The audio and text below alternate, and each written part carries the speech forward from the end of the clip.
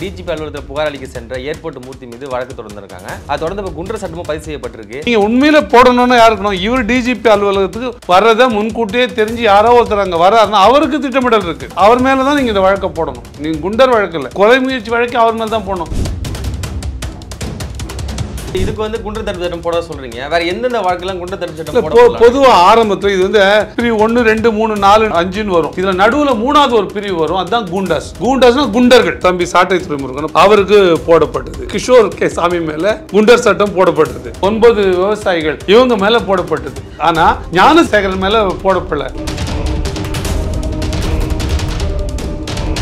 திமுகவோட கூட்டணி கட்சியில் இருக்காங்கன்ற காரணத்தினால தான் இப்போ ஆளுங்கட்சி அவங்க சாதனை. இல்ல, நான் கூட்டணி கட்சினே பார்க்கல. திமுகவோட தலித் விங்கு திருமாவளவன் வச்சிருக்காரு. அவ்வளவுதான். 1994 இருந்து அவங்க தேர்தல் அரசியல் இருக்காங்க. 20 ஆண்டு கால செயல்பாட்டுக்கு பிறகும் கூட ஆதித்தமிழர் சொல்லப்படுகிற சமூகம் வந்து இங்க குறைஞ்சது 18 இருந்து 20 விழுக்காடு. 20 விழுக்காடு மக்கள்ல 1 விழுக்காட்டு நம்பிக்கை கூட உங்களால பெற முடியல. இந்தியாவிலே அதிகப்படியாக தமிழ்நாட்டில் தான் குண்டர் சட்டம் போடப்படுறாங்க ஒரு குற்றச்சாட்டு இருக்கு. அது உண்மையா? இந்தியா பூரா மொத்தம் 100 வழக்கு போடுறாங்கன்னு வச்சுங்களேன். 100 வழக்குல 52 வழக்கு தமிழ்நாடு போடுற வழக்கு. பாதிக்கு வழக்கு தமிழ்நாடு தான். பாதிக்கும் மேல 52 விழுக்காடுல கிட்டத்தட்ட அது போடுற கேஸுகள்ல 90 விழுக்காடு இல்லாமல் போகுது. இன்னொரு காரணமும் இருக்கு. ஏர்போர்ட் மூர்த்தி மேல இந்த வழக்கு போடுறதுக்கு நாம் தமிழர் அவரோட கூட நிக்குது. நாம் தமிழர் கூட நிக்குது இல்ல நாம் தமிழர் கூட ஏர்போர்ட் மூர்த்தி நிறைய இடங்கள்ல பிரச்சனை பண்றாரு, பேசுறாரு. வைஸ் வெர்சான்னு சொல்லலாம். 2 பக்கமும் இருக்கு. இது திருமாவளவன் அவர்களுடைய வாக்கு வங்கியை உடைக்குது. அவர் வந்து ஆதித்தமிழர் நலன் சார்ந்து செயல்படலன்னு நான் சொல்வதற்கும் அதே சமூகத்தை சேர்ந்தவர் சொல்வதற்கும் வித்தியாசம் இருக்கு. அதனால தான் ஏர்போர்ட் மூர்த்தி அவர்கள் தாக்கப்பட்ட பொழுது அதை வந்து ரசிச்சார். நான் இப்படி கேட்கிறேன் பாருங்க.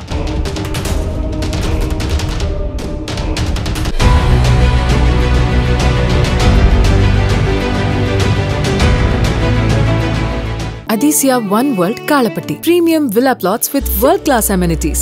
நம்ம கோயம்புத்தூர்ல அதிசயம் நடக்கும் நிச்சயமா. உலகெங்கும் வாழக்கூடிய தமிழ் சொந்தங்கள் அனைவருக்கும் வணக்கம். இன்றைய நேர்காணல் நம்ம இணைந்திருப்பவர் நாம் தமிழர் கட்சியின் வழக்கறிஞர் திரு ஸ்ரீதர் அவர்கள். வணக்கம் அண்ணா. வணக்கம். இப்போ கடந்த 6ஆம் தேதி பார்த்தீங்கன்னா டிஜிபி அலுவலகத்தில் புகார் அளிக்க சென்ற ஏர்போர்ட் மூர்த்தி மீது வழக்கு தொடர்ந்திருக்காங்க. அது தொடர்ந்து இப்போ குண்டர் சட்டமும் பதிவு செய்யப்பட்டிருக்கு. எதனால் அந்த குண்டர் சட்டம், இந்த வழக்குக்கும் குண்டர் சட்டத்தை ஏற்ற சம்மந்தம் இருக்குங்களா? இது காரணமாக தான் அந்த வழக்கு போடப்பட்டிருக்குங்களா? எவ்வளோ பெரிய காழ்ப்பு வந்து ஏர்போர்ட் மூர்த்தி அவர்கள் மேல் இருக்கு அப்படின்றது தான் அது அடையாளம். குண்டர் சட்டம் போடக்கூடிய அளவிற்கு ஒரு நபரும் அவர் இல்லை, அந்த வழக்கும் அப்படிப்பட்ட ஒரு வழக்கு இல்லை. ஆனால் இது போடுவாங்க அப்படின்றது யாருமே இது எதிர்பார்க்கல. ஏன் அப்படின்னா இது முதல்ல எப்படின்னா நம்ம நாம் தமிழர் வழக்கறிஞர்கள் ஆரம்பத்திலேயே இதில் முதல்ல இருந்தே இருக்காங்க, தொடக்கத்துல இருந்தே. அப்போ ரிமாண்டுக்கு போகும்பொழுது, அதாவது நீதிமன்ற காவலுக்கு வைக்க போகும்பொழுது அங்கேயே வழக்கறிஞர்கள் போயிட்டாங்க. நம்ம தரப்புல இருந்து நாம் தமிழர் கட்சியிலேருந்து வழக்கறிஞர்கள் போயிட்டாங்க. அப்படி போய் ரிமாண்ட் அப்பயே நம்ம அதை அப்ஜெக்ஷன் பண்ணலாம். அதாவது வந்து காவல் அடைப்பே அது பண்ணலாம். அது வந்து செல்ஃப் டிஃபென்ஸில் வருது. அவராக போய் ஒரு பிரச்சனையே இல்லை. அவர் வந்து டிஜிபி அலுவலகத்துக்கு போகிறாரு. போகிற இடத்துல அவர் மேலே தாக்குதல் நடக்குது. அந்த தாக்குதல் தற்காத்துக்கிறதுக்காக சில நடவடிக்கைகளில் ஈடுபடுறாரு அவர். அப்போ அப்படி இருக்கும்போது செல்ஃப் டிஃபென்ஸாக தான் இருக்க முடியுமே தவிர அது வந்து அவர் போய் தாக்குதல் நடத்தலை. இன்னொன்று, ஒரு தாக்குதல் நடத்துறதுக்கு ஒரு உள்நோக்கம் இருக்கணும், ஒரு திட்டமிடல் இருக்கணும். அப்போ தான் உள்நோக்கம் இருந்தால் ஒரு திட்டமிடல் இருக்கும். அதில் உள்நோக்கமும் இல்லை, திட்டமிடலும் இல்லை, ஸ்பான்டேனியஸாக அது இயல்பாக நடக்குது. இயல்பான என்னை யாரும் எப்படி என்னை வந்து ஏதாவது ஒரு தூசி விழுந்தால் கண் உடனே இம்மை மூடிக்குமோ, என்னை யாருன்னா தாக்க வந்து என் அறியாமல் எப்படி என் கை தடுக்குமோ, அதுபோல் ஒரு ரிஃப்ளெக்ஸ் ஆக்ஷன். அவர் தாக்க வராங்க, ஒரு 2 நிமிஷம் சுதாரிக்கிறாரு, இல்லை இது உண்மையா தாக்குதல் தான், ஏதோ ஒரு பைத்தியம் பயத்துல தான் அப்படி பண்ண, ஏதோ நமக்கே கூட சத்தம். யார் எதுக்கு நம்ம ரீசனே எல்லாம் யாரும் அடிக்கிறாங்கன்னா, யாருன்னா பைத்தியக்காரனா, யாருன்னா தவறா மிஸ்கன்ஸ்டியூன்னுவாங்க, தவறா புரிஞ்சுக்கினாங்களா, யாரையோ நினைச்சுட்டு நம்மள கிட்ட வந்துட்டாங்களான்றதுக்காக பொதுவாக அப்படி செயல்பட மாட்டாங்க. ஆனால் திட்டமிட்டு வராங்க, சுதாரிக்கிறார். அந்த வீடியோவை பார்க்கும்போது தெரியுது. அந்த நடத்தையிலே என்ன தெரியுதுன்னா, அவர் கொஞ்ச நேரம் பொறுமை காக்குறாரு.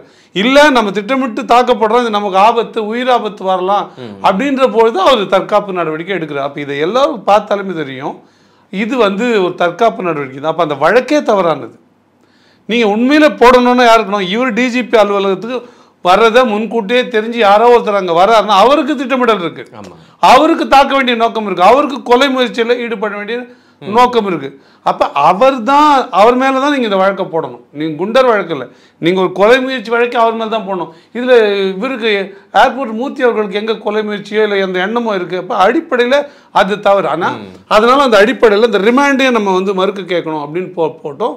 இல்லைன்னா கூட கர்ணேஷ்குமார் கோவான்னு ஒரு வழக்கு இருக்குது, முன் தீர்ப்பு இருக்குது.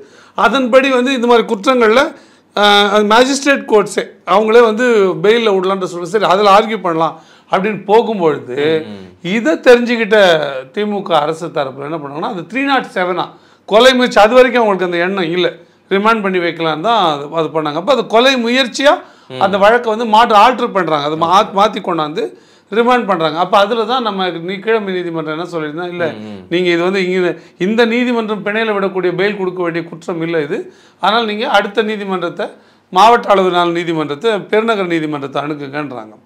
இப்போ அதன் அடிப்படையில் மறுநாள் போய் பெயில் போடுறாங்க. பெயில் போட்டோன்னு அது மறுநாளே அது நம்பராகி குயிக்காக நம்பர் ஆகுது. ரொம்ப விரைவாக அதை நம்பர் பண்ணி கொண்டாடுறாங்க. அதாவது அதை ஃபைலுக்கு எடுத்து விசாரணை கொண்டு வராங்க. அது ஒரு கோர்ட் ப்ராசஸ்ஸு, அதுக்கே சில சமயம் 2 நாள் ஆகிடும். ஆனால் ரொம்ப விரைவாக அதை கொண்டாடுறாங்க. நீதிபதியும் விடுற சூழ்நிலையில் வராது. நீதிபதி விடுற சூழ்நிலை வரும்போது அவர் கேட்கும்போது காவல்துறையிலேருந்து கடுமையான எதிர்ப்பு வருது. இல்லைங்க விடக்கூடாதுன்னா இப்போ உங்கள் எதிர்ப்பை கொடுங்க, உங்களோட மறுப்பை அப்ஜெக்ஷன்ஸை கொடுங்க, உங்களோட ஆட்சேபம் என்னவோ அதை எழுத்து மூலமாக கொடுங்க அப்படின்னும்போது இல்லை எங்களுக்கு வெள்ளிக்கிழமை வரைக்கும், இது புதன்கிழமை வருது பிணை, எங்களுக்கு வெள்ளிக்கிழமை வரைக்கும் நேரம் வேணுன்றாங்க. வெள்ளிக்கிழமை வரைக்கும் அதில் என்னங்க வேலை இருக்குது, நீங்கள் அதுக்கு வேலையே இல்லையே, அது நீங்கள் இப்போ ஆனால் நாளைக்கு போடுறேன், வியாழக்கிழமை காலையில் போடுறேன், நீங்கள் காலையில் கொண்டாந்து கொடுக்கணும் அப்படின்னு சொல்லி சொல்கிறாரு. அப்படி காலையில் கொடுக்கணும் நீதிபதி சொல்லும்போது மறுநாள் காலையில் வியாழக்கிழமை வந்து எங்கள் கஸ்டடி கேட்குறோம், ஒரு மனு போட்டிருக்கணும், எங்கள் நம்பர் கொடுங்க அப்படின்றாரு. கஸ்டடி கேட்டுணும், கஸ்டடி இருக்கும்போது நீங்கள் பெயிலில் கொடுக்கக்கூடாது, ஜென்ரலாக கொடுக்க மாட்டாங்க. ஏன்னா நீதிமன்ற அதாவது நீதிமன்ற காவல்லேருந்து நேரடியாக கஸ்டடிக்கு போகிறது தான் சரியான முறை. வெளியில் போயிட்ட பிறகு போலீஸ் கஸ்டடிக்கு போகக்கூடாது. இப்போ அந்த நடைமுறைக்கு அது கொடுங்கன்னா அதை பாஸ் ஓவர் பண்ணிட்டு அதை எடுத்து வைக்க சொல்லிவிட்டு மதியம் மேலே ஒரு நம்பரை தேடி பிடிச்சி அதை பண்ணி அந்த வேலையை அவங்க செஞ்சு கொண்டாந்து கொடுக்குறாங்க. அப்போ இந்த சூழல் ஏன் வருது, இந்த இந்த இந்த பெயிலை தடுக்க வேண்டிய சூழ்நிலை ஏன்னா அவ்வளோ பெரிய குற்றமாக கொலை பண்ணிட்டாரு, பாலியல் குற்றவாளி அவர். வேறு என்ன நீங்கள் இந்த முனைப்பை வேறு எதுன்னு காமிச்சிருக்கீங்களா, வேறு விஷயங்களுக்கு மேல்பாதி சம்பவத்துக்கு இவ்வளோ பெரிய முனைப்பு காமிச்சிருக்கீங்களா, வேங்கவையில் இவ்வளோ பெரிய முனைப்பு காமிச்சிருக்கீங்களா, ஏன் இந்த துப்புரவு தொழிலாளர்கள் போராட்டத்தில் அதை கவனிக்கிறதுக்கு இந்த மாதிரி முனைப்பு இல்லையே, ஏன் கெடுதல் நோக்கியே உங்களுடைய முனைப்பு பூரா இருக்குது அப்படின்றதோட சேர்த்து பார்க்க வேண்டியிருக்கு. அப்போ இதை காலம் தாழ்த்துறதுக்கு நான் என்ன சொன்னேன், ஊடக நண்பர் ஒருத்தர் என்னை அழைச்சார், என்னங்க இந்த மாதிரி ஏங்க பண்ணுறாங்கன்னா எனக்கு என்னவோ என்னோட அண்டர்ஸ்டாண்டிங் என்னோட புரிதல் என்னென்னா இவங்க ஏர்போர்ட் மூர்த்தி அவர்கள் வெளியில் வரக்கூடாது சீக்கிரமாக நினைக்கிறாங்க, அதனால் வெள்ளிக்கிழமை வரைக்கும் இழுத்து அடிச்சுட்டு சனி ஞாயிறில் ஒரு கிரவுண்ட் கேஸ் எதனா ஒன்று தயார் பண்ணி அப்போ கூட நானே குண்டாஸ் போடுவாங்கன்னு கருதுறேன். இன்னொரு 2 வழக்கு இப்போ சவுக்கு சவுக்குலாம் தொடர்ச்சி 1 மாற்றி 1 வழக்கு போட்டாங்களா, பிணையில் வரும்போது ஒரு புது வழக்கு, பிணையில் வரும்போது பிணை கிடைக்கும்போது ஒரு புது வழக்கு, அப்படி இன்னொரு வழக்கு போடுவாங்கன்னு இல்லைங்க எப்படியும் ஒரு 2 மாதம் விட மாட்டாங்கங்க, அதுக்காக கேஸ் புதுசாக கேஸ் புட்ட பண்ணுறதுக்கு எழுத்துனே வரானுங்க. திங்கட்கிழமை முடிஞ்சோன்னு பாருங்கள் ஞாயிற்றுக்கிழமை ஒரு கேஸ் போடுவாங்கன்னு நான் எதிர்பார்த்தேன். நான் கூட இன்னொரு வழக்கு போடுவாங்கன்னு எதிர்பார்த்தேன் தவிர மூர்த்தி போன்ற ஒரு தலைவர் மேலே வந்து குண்டர் தடுப்பு சட்டம் போடுவாங்கன்னு நான் நினைக்கவே இல்லை. இதுக்கு வந்து குண்டர் தடுப்பு சட்டம் போட சொல்றீங்க, வேற எந்தெந்த வழக்கெல்லாம் குண்டர் தடுப்பு சட்டம் பொதுவாக ஆரம்பத்தில் இது வந்து ஆக்ட் 14 of 82 வாங்க, இது வந்து எம்ஜிஆர் அவர்கள் முதலமைச்சராக இருந்த காலத்தில் நடைமுறைக்கு வந்தது. அப்போ இது எதுக்காக கொண்டு வந்தாங்கன்னா பொதுவாக வந்து பொதுவாக 4 காரணங்கள். ஒன்று வந்து பூட்லெக்கர்ஸ்னு வாங்க, பூட்லெக்கர்ஸ்னால் இந்த கள்ளசாராயம் காய்ச்சுறாங்கல்ல அவங்க ரிப்பீட்டட் அஃபெண்டர்ஸாக இருப்பாங்க, திருப்ப காய்ச்சுவாங்க. இப்போ அவங்கள தடுக்கிறதுக்கு அதே மாதிரி ட்ரக்ஸ் செல்லிங், போதைப் பொருளை உற்பத்தி பண்ணுறது, வச்சிருக்கிறது, விநியோகம் பண்ணுறது, விற்பனை பண்ணுறது, இதை தான் யூஸ் பண்ணுறவங்களுக்கு அதில் பிஎல் வராது, இந்த குண்டாஸ் ஆக்ட் வராது அவங்களுக்கு. அப்புறம் சப்ரஷன் ஆஃப் இம்மாரல் டிராஃபிக் ஆக்ட்னுவாங்க, அதாவது பெண்களை கடத்துறது பாலியல் தொழில்களுக்காக suppression of immoral traffic of women girls and women ஆக்ட்னு வரும். அது அந்த ஆக்டின் கீழே குற்றம் செய்கிறவங்க, ஏன்னா பெண்கள் கடத்தல் அப்போ கடுமையான பெரிய பிரச்சனையாக 82 காலகட்டங்கள் இருந்தது. அப்புறம் இந்த காலனி நிலங்களை ஆக்கிரமிப்பு பண்ணுறது, காலனி என்க்ரோச்மெண்ட் பண்ணுறவங்கள இடங்களும் காலனி ஒரு தாழ்த்தப்பட்ட ஒரு குடியிருப்புகளில் போய் ஆக்கிரமிப்பு இவங்களுக்கு தான் இந்த 4 பேருக்கும் போட்டுட்டு அதில் இது பிரிவு 1, 2, 3, 4, 5ன்னு வரும். இதில் நடுவில் 3வது ஒரு பிரிவு வரும், அதுதான் கூண்டாஸ். கூண்டாஸ்னா குண்டர்கள்னா பொது பொது விளைவுக்கு இடைஞ்சல் பண்ணுற மாதிரி எந்த ஒரு காரியத்திலும் ஈடுபடுவது, ஈடுபடுபவர்களுக்கு உதவி பண்ணுவது, தயாரிப்பு பண்ணுவது, முன்னேற்பாடு பண்ணுவது, இது போல காரணங்கள் இருக்குது. அது ஒரு பொதுவாக இருக்கும் அந்த சட்டம். மற்றதுக்கெல்லாம் ஆக்ட் இருக்குது. ஒன்று வந்து பூட்லேக்கர்ஸ்னால் வந்து உங்களுக்கு சாராயம் காய்ச்சினா தான் அதில் போட முடியும். ட்ரக்குனா ட்ரக் கேஸுக்கு வந்தால் தான் போட முடியும். பெண்கள் கடத்தினா அந்த உமன் டிராஃபிக்கிங்கில் இருந்தால் தான் போட முடியும். ஆனால் இந்த குண்டாஸ்ன்றது வந்து பொதுவாகவே எல்லாத்துக்கும் போட்டுற முடியும். அது ஓப்பன் எண்டடு ப்ரொவிஷன் அது. அப்போ அதை பயன்படுத்தி தான் இவ்வளோ காலமாக போடப்பட்டது. அப்போ இதில் போடுறதுக்குன்னா அப்படி என்ன பொது அமைதிக்கு கெடுதல் வந்துச்சு? அப்படி பொது அமைதிக்கு கெடுதல் வந்துன்னா உங்களுக்கு ஸ்டாலின் அரசில் இருக்கிற மொத்த பேருமே நீங்கள் குண்டாக தானே போடணும். பொது அமைதிக்கு குந்தகம் வர்றதுக்கு காரணம் மொத்த டிஎம்கே காரங்க தானே. எந்த இடத்துல இவங்க பொது அமைதிக்கு குந்தகம் விளைவிக்கல, தொந்தரவு ஏற்படுத்தலை, எந்த செயலில் இவங்க செய்யலை. அப்போ அப்படி இருக்கும் நியாயம் அவங்கள தான் போடணும். அப்போ இது வந்து அப்போ எவ்வளோ காழ்ப்பு இருக்குது அப்படின்றத நான் பார்க்குறேன். நான் என்ன இதை கூட பார்க்குறேன்னா, இப்போ ஏர்போர்ட் மூர்த்தி அவர்கள் இருக்குல்ல, இதுக்கு முன்னாடி என்ன குற்ற சம்பவத்தில் ஏற்படுத்தினார்? பெருசா எந்த ஒரு குற்ற சம்பவம் எந்த பெருசா இல்லவே இல்லை. அவர் மீது இல்லை ஒரு எஃப்ஐஆர். இப்போ சின்ன சின்ன ஒரு வழக்குகள் இது இல்லை, மொத்தமே அவர் மேலே இன்றைய தேதி வரைக்கும் 3 வழக்கு தான். இந்த 3 வழக்கில் ஒரு வழக்கு இப்போ போட்டது, இந்த குண்டாஸ் போடுறதுக்கு முன்னாடி போட்ட ஒரு வழக்கு. அதற்கு முன்னாடி ஒரு வழக்கு இருக்குதான் இவங்க சொல்கிறாங்க. திமுக அரசு காவல்துறை சொல்லுது அந்த வழக்கில் இவர் பேர் கிடையாது. அதில் சொல்லுவாங்க ஒரு எஃப்ஐஆரில் 10 பேர் போட்டு இன்னும் பெயர் தெரியாத குற்றவாளிகள் A1 A2 மற்றும் சிலர் போடுவாங்க, அன்நேம்டு அக்யூஸ்டுவாங்க. அதில் இவர் ஒன்று வர்றாரு அப்படின்னு சொல்கிறாங்க. அப்போ அதன்படி பார்த்தா இன்னொரு வழக்கில் அவர் ஒரு குற்றவாளி. அவங்க சொல்கிறபடி எஃப்ஐஆர் படி இல்லை. இன்றைக்கு ஒரு வழக்கு எடுத்துகிட்டு போய் கொடுக்குறாங்க, புதுசாக ஒரு வழக்கு இதில் இருக்குது. அதில் இன்றைக்கு என்னென்னா நீதிமன்றம் அந்த ரிமாண்டை ஏற்றுக்க மறுத்துச்சு. இந்த குண்டாஸ்க்கு வலு சேர்க்குற மாதிரி ஒரு புதுசாக ஒரு வழக்கு, இப்போ ஒரு புதுசாக ஒரு வழக்கை கொண்டு போய் சேர்க்குறாங்க. அதை நீதிமன்றம் இன்றைக்கு ஏற்கல. இன்றைக்கு மத்தியானம் சென்னையில் பெருநகர நீதிமன்றங்கள் ஒன்றில் ஒரு பெண் நீதிபதியிடம் போகுது. அவங்க அதை ஏற்க மறுத்துட்டாங்க. அந்த குண்டாஸ் நான் இந்த ரிமாண்டை நான் அக்செப்ட் பண்ண மாட்டேன், ரிமாண்ட் அக்செப்ட் பண்ணால் அந்த கேஸே அவங்க ஏற்றுக்கலை அப்படின்னு அர்த்தம். அப்போ அந்த இடத்துக்கு அது நகருது. இப்போ நீதிபதிகளின் பார்வை இதில் தெரியுது வேறையாக இருக்குது. ஆனால் நீங்கள் சட்டத்தில் இருக்க வறுமையில ஒரு ஆக்ட் ஒரு குற்றம்னு ஒரு குண்டாஸ் போட்டதுன்னா போட்டது தான். அது சரியில்லை அப்படின்றது 3 நிலைகளில் முடிவாகும். நிலை 1 வந்து அட்வைசரி போர்டுன்னுவாங்க, அறிவுரை கழகம்னு. அது வந்து ஒரு 45 நாளில் கூடணும். அந்த அறிவுரை கழகம் 45 நாளில் கூடி அது வந்து இந்த குண்டாஸ் போட்டது சரியா இல்லையான்னு எவாலுவேஷன்னுவாங்க. அதை சரிபார்க்கிறது. எவாலுவேஷன் சரி பார்த்துட்டு இது சரியாக தான் இருக்குன்னா ஆமாம் குண்டாஸ் சட்டம் போட்டது கரெக்டு தான், அதனால் அதை வந்து தொடர்ந்து வேண்டியது தான், அதை வந்து நீக்க தேவையில்லைன்னுவாங்க. இல்லை இது போட்டது தவறு, இந்தந்த காரணங்கள்னால இதில் குண்டர் சட்டம் போட்டக்கூடாதுன்னு இந்த அட்வைசரி போர்டு, அந்த அறிவுரை கழகமே அதை நீக்கரவு செய்யலாம், அதை டிஸ்மிஸ் பண்ணிடலாம். அப்போ ரிலீஸ் பண்ணிடுவாங்க. இது இல்லாமல் ஃபார் எனி ரீசன் எந்த காரணமாக வந்து அரசு வந்து பண்ணலாம், செக்ரட்டரி சீஃப் செக்ரட்டரி அவங்க வெளியிடலாம். இது இல்லைன்னா நீதிமன்றம் போகணும். ஓகே, நீதிமன்றம் தான் வந்து இதோட வேலிடிட்டியை முழுசாக இது பண்ணும். இது எவ்வளோ தூரம் சரியானது எவ்வளோ தூரம் மோசமானது அப்படின்னு நீதிமன்றம் தான் அதை முடிவு பண்ணும். இந்த நிலைக்கு போகிறதுக்கு இருக்குல்ல, இந்த நிலைக்கு போகிறதுக்கு குறைஞ்சது 4 மாதம் ஆகிடும் கண்டிப்பாக இந்த நடைமுறைகள். அப்போ அவங்க உறுதியாக ஒரு அரசாங்கம் ஒரு குண்டர் சட்டம் போட்டுருச்சுன்னா ஒன்றுமே இல்லை, அப்பாவி குற்றமே இல்லை, அந்த குற்றத்தோடைய தொடர்பு இல்லை என்ற சூழ்நிலை வந்தால் கூட 4 மாதம் குறைந்தபட்சம் நான் சொல்கிறது. அப்படி தான் நீங்கள் அதை அனுபவிச்சு தான் தெரியும். இப்போ எடுத்துக்காட்டாக நம்ம யாரெல்லாம் பார்த்தோம்னா நம்ம தம்பி சாட்டை துறைமுருகனை பார்த்தோம், அவருக்கு போடப்பட்டது. குண்டுன்னு சம்மந்தமே இல்லாத ஒல்லியாக இருக்கிற கிஷோர் சாமி மேலே குண்டர் சட்டம் போடப்பட்டது. சவுக்கு சங்கர் அவர்கள் மேலே போடப்பட்டது. இந்த விவசாயிகளுக்காக போராட்டம் பண்ணாங்க அருள் உட்பட 9 விவசாயிகள், இவங்க மேலே போடப்பட்டது. ஆனால் ஞானசேகரன் மேலே போடப்படல. அண்ணா யூனிவர்சிட்டி வளாகத்துக்குள்ளேயே அங்கே படிக்கக்கூடிய மாணவியை ஒருத்தங்க வன்புணர்வு செஞ்ச ஞானசேகரன் மேலே போடப்படலை. இப்போ போட்டிருக்காங்க, இதெல்லாம் இதுக்கு பிறகு போட்டிருக்காங்க. ஆனால் 17 வழக்கு பதிவான பிறகும் பதிவாகிற வரைக்குமே அவங்ககிட்ட பிரியாணி வாங்கி தின்றது தான் காவல்துறை நம்ம பார்த்தோம். பிரியாணிக்காக நீங்கள் இது பண்ணீங்க. அப்போ இவர்கள் மேலாம் பதிவாகாது.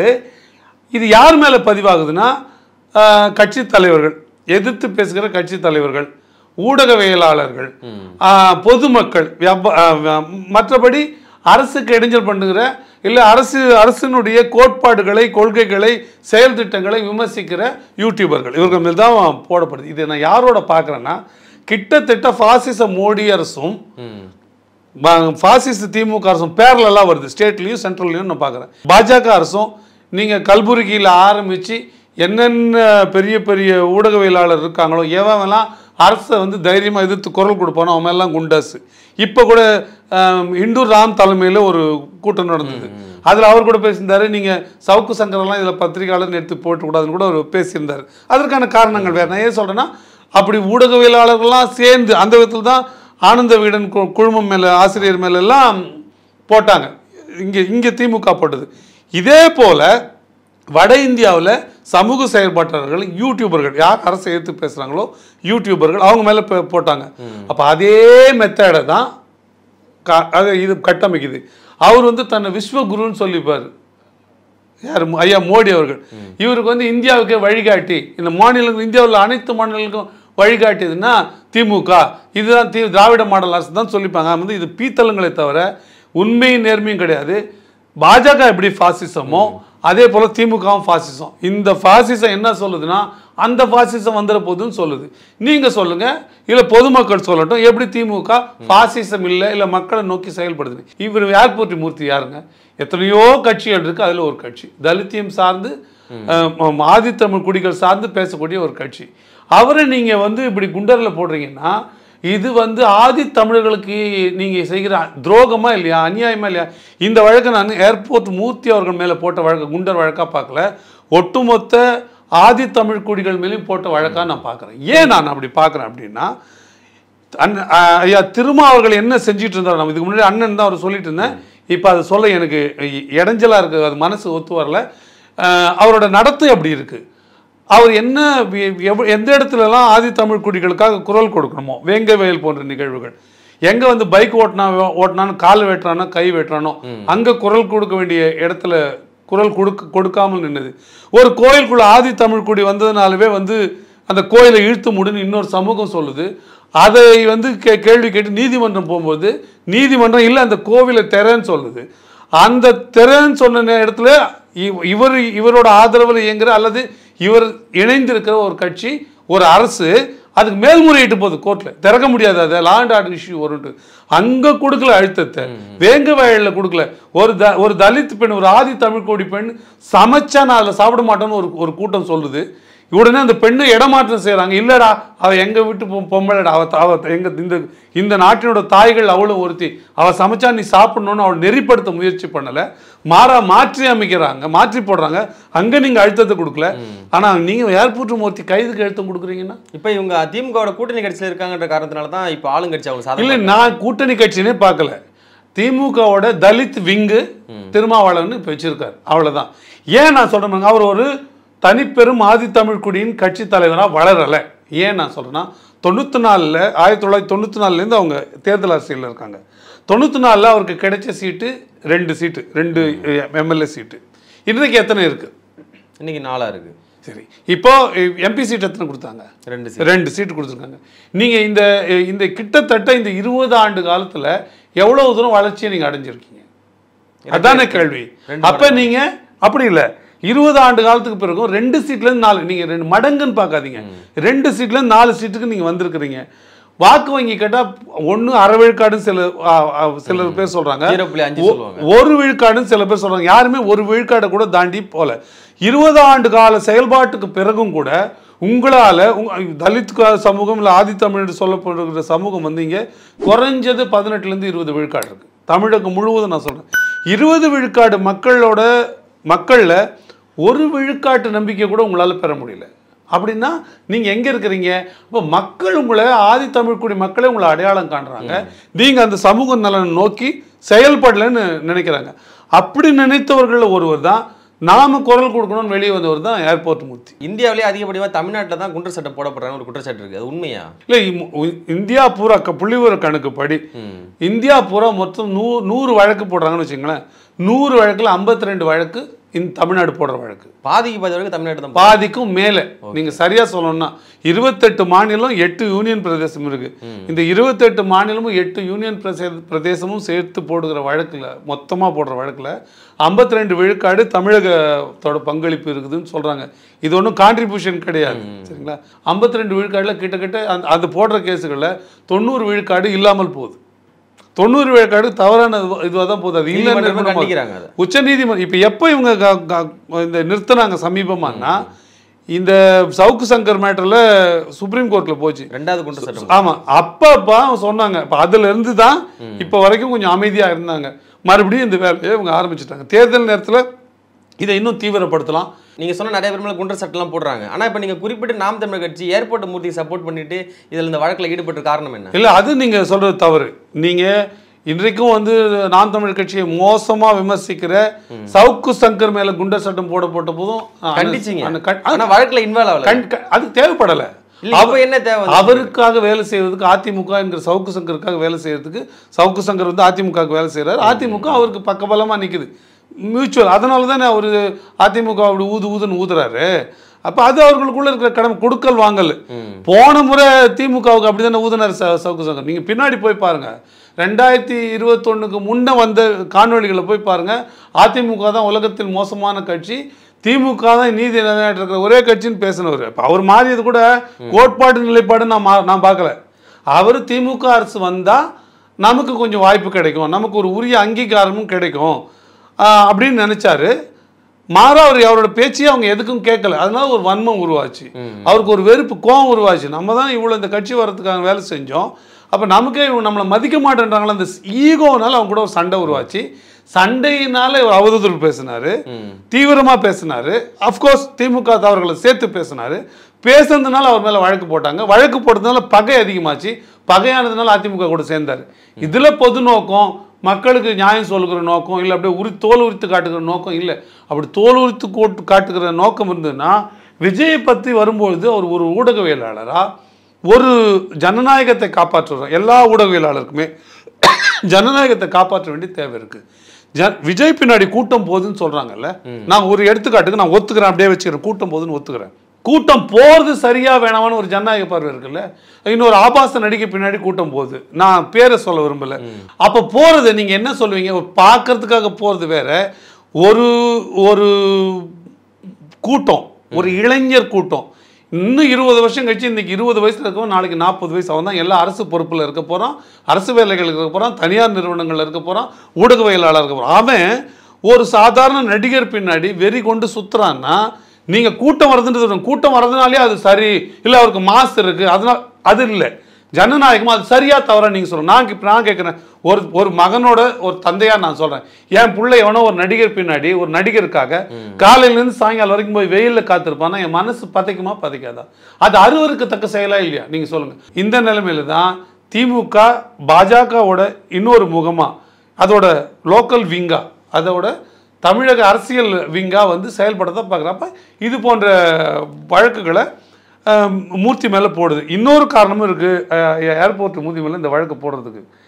அது வந்து நாம் தமிழர் அவரோட கூட நிற்குது அப்படின்ற தேவை. நாம் தமிழர் கூட நிற்குதா இல்லை நாம் தமிழர் கூட ஏர்போர்ட் மூர்த்தி நிறைய இடங்களில் பிரச்சாரம் பண்ணுறாரு, பேசுறாரு, அப்படி வைஸ் வெர்சான்னு சொல்லலாம். இரண்டு பக்கமும் இருக்குது. நாம் ஏன் அதை நம்ம பேசுகிறோன்னா, நாம் தமிழர் பின்னாடி இருக்கிற ஆதித்தமிழர் தம்பிகளுக்கும் ஏர்போர்ட் மூர்த்தி ஐயா அவர்களுடைய பின்னாடி நிற்கிற ஆதித்தமிழர் தம்பிகளும் வெவ்வேறானவர்கள்.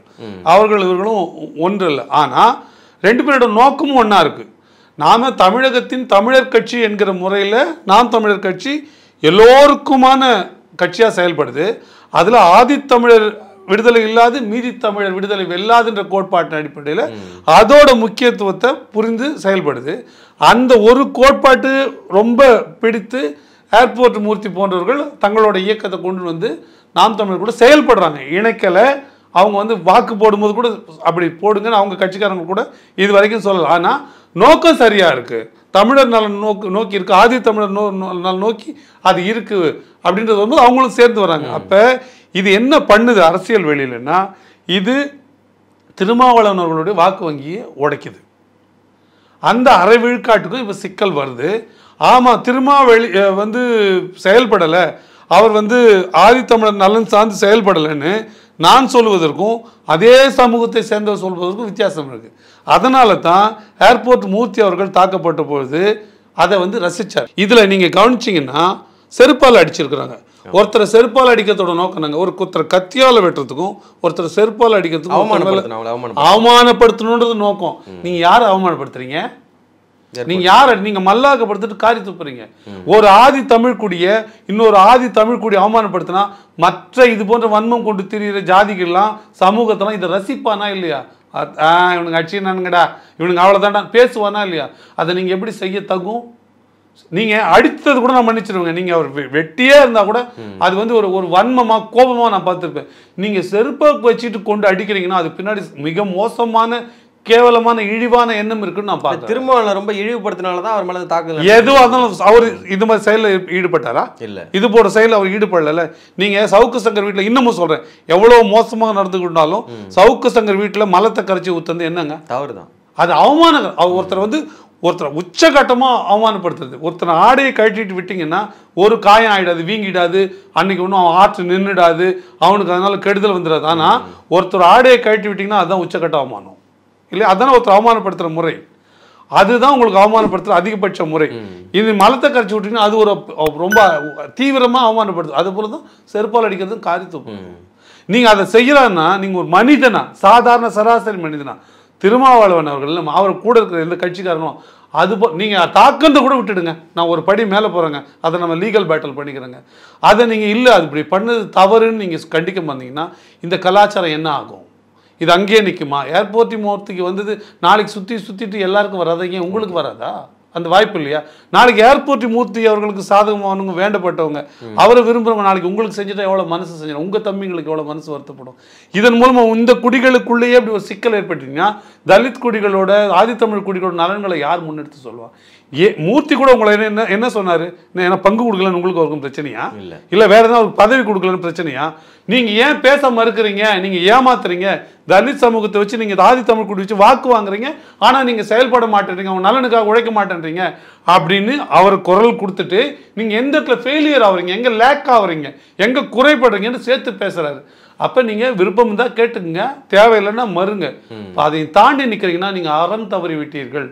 அப்போ மற்ற எல்லாரும் சொல்கிற மாதிரி நீங்கள் பிளாஸ்டிக் சேர் கொடுக்கும்போது இப்படி இருக்கிறீங்க, உங்களுக்கு இன்னும் வேறு சேர் கொடுத்தா என்ன பண்ணுவீங்க பாருங்கள். போன ஆண்டு திருமாவளவன் அவர்களுடைய பிறந்தநாள் விழாவில் அண்ணன் சீமான் அவர்களை பற்றி, ஏங்க உங்கள் பிறந்தநாள் விழாங்க, நீங்கள் வாழுன்னு தானேங்க சொல்லணும், நீங்கள் நல்லா இருங்கன்னு தான் சொல்லணும். இன்னொருத்தரை கேவலமாக பேசுறது எப்படி நீங்கள் ரசிக்கிறாரு? அது அவமானம் இல்லையா? ஒருத்தரை பற்றி குறைவாக பேசுறது நீங்கள், அது உங்கள் பிறந்தநாள் விழா இல்லைங்க. பொதுவெளியில் யாரோ ஒருத்தர் பேசுகிறாங்க, நையாண்டியில் சில சமயம் நமக்கு தவறான கருத்து கூட சில சிரிப்பு வந்துடும். அது நம்ம அங்கே சீமானால் பேச வேண்டிய தேவையில்லைல்ல.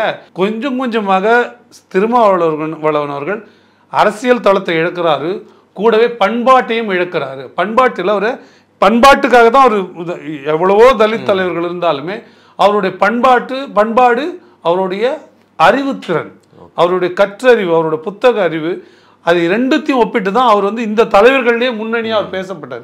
அது ரெண்டும் அவர் குறைஞ்சிட்டாருன்னு நான் இன்னைக்குன்னு பார்க்குறேன். அவர் மக்களிடமும் குறிப்பாக ஆதித்தமிழ் மக்களிடம் தன்னுடைய மரியாதை இழக்கிறார். இது போன்ற செயல்களில் அவர் பண்பு நலனையும் இழக்கிறாரு. அது இதோட விசிக்கு அவன் முடிவு காலம் என்று தான் நான் கருதுகிறேன். இப்போ இந்த வழக்கில் நாம் தமிழ் கட்சி நீங்கள் ஈடுபட்டும் கூட அவர் மேலே குண்டர் சட்டம் போடப்பட்டிருக்கு. இது நாம் தமிழ் கட்சி வழக்கறிஞர் பாசறைக்கு கிடைச்ச ஒரு தோல்வியாக இருக்காதா? நீங்கள் இந்தியாவின் ஆக சிறந்த வழக்கறிஞர்கள் கொண்டாந்து நிறுத்துறீங்க வச்சுக்கலாம்.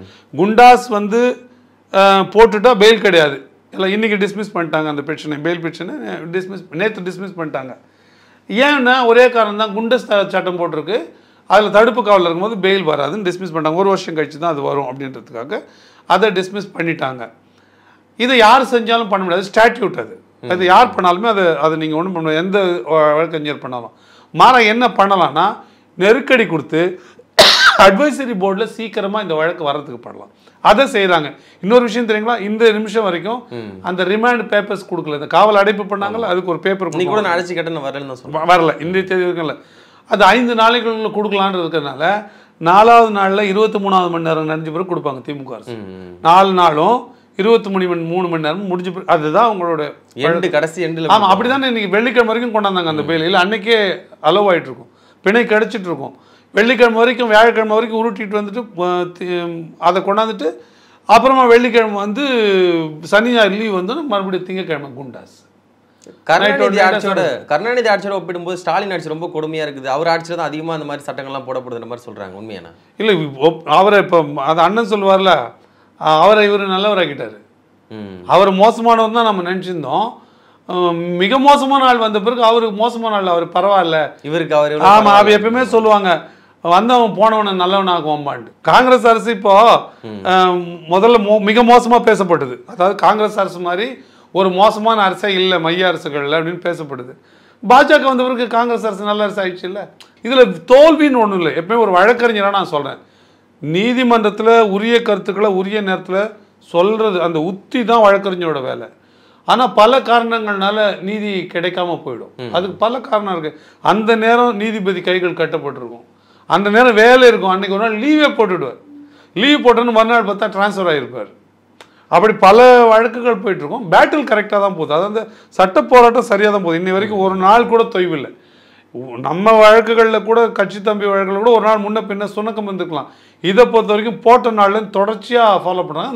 நமக்கு கடமை இருக்குது. அதில் இது வரைக்கும் கூட நிற்பீங்க. ஆமாம், கடமை இருக்குது. அவரும் நம்ம கூட நின்றுருக்காரு. நம்ம தோழர் பல நேரங்கள் நான் நேர்காணல்கள்லாம் அவர் கூட நிறைய நேரம் சும்மா கூட அரட்டை கூட அடிச்சிருக்கோம்.